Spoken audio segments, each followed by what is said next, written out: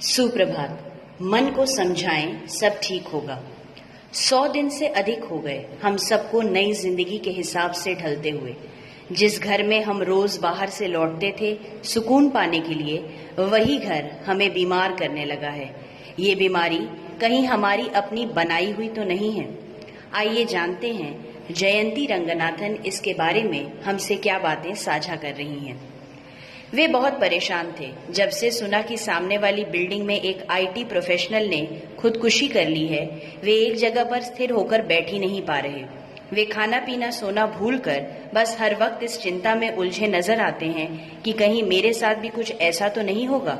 वे उस व्यक्ति को नहीं जानते, बस कानों में इतनी बात पड़ी है कि लॉकडाउन के दौरान उसकी नौकरी चली गई थी।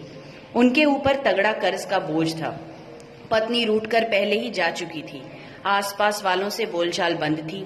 फिर एक दिन हमारे आसपास लगातार मायूसी का माहौल बन गया। ऐसा लग रहा है जैसे अच्छी खबरों का अकाल पड़ गया है। खबरों को की नकारात्मकता पूरे अस्तित्व पर हावी होने लगी है। ऐसा लगता है जैसे अब कभी कुछ भी सही नहीं होगा। अगर आपको भी ऐसा लग रहा है तो मानिए कि यह सच नहीं है। कोरोना संकट हमारे सामने कई चुनौतियां लेकर आया है। हमें उसने आगाह किया है कि जिंदगी हमेशा सरल और सपाट नहीं होती। हमें आदत हो गई थी एक तरह से जिंदगी जीने की। सुबह घर से निकलते थे, शाम को लौटते थे, सप्ताहांत घूमने जाते थे। हमारी इस सेट जिंदगी को धक्का लगा है। कहीं न कहीं इस वजह से भी हम सबको मानसिक आघात महसूस हो रहा है। हमसे पहली वाली पीढ़ियों ने अपनी जिंदगियों में कई उथल पुथल देखे। विश्व युद्ध, बंटवारा, सीमा पार, महामारी, आपातकाल जैसे समय जब आपको अपनी जिंदगी की धुरी पूरी तरह बदलनी पड़ती है। क्या इसके बाद लोगों ने अच्छा समय नहीं देखा, खुशियां नहीं मनाई? ये आज जो हो रहा है वो वक्ती है। प्रसिद्ध लेखक और इतिहासकार जोनाथन बाफ ने द्वितीय विश्व युद्ध पर आधारित एक किताब लिखी थी, हैग्स एनिमी।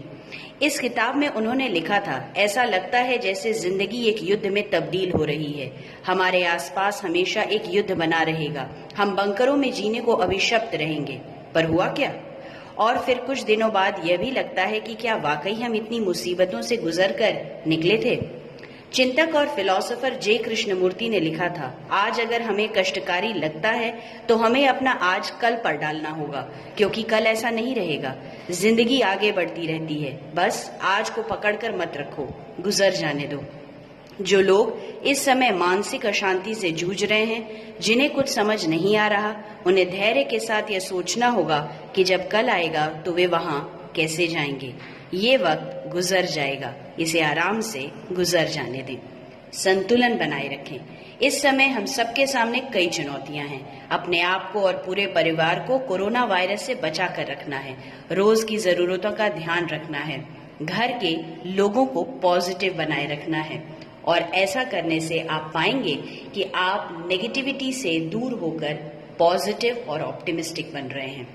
आशा है आपको यह लेख बेहद पसंद आया होगा। चैनल को लाइक, शेयर एवं सब्सक्राइब करें और कमेंट सेक्शन में अपना फीडबैक देना ना भूलें। आपका दिन मंगलमय हो, हमेशा मुस्कुराते रहें। धन्यवाद।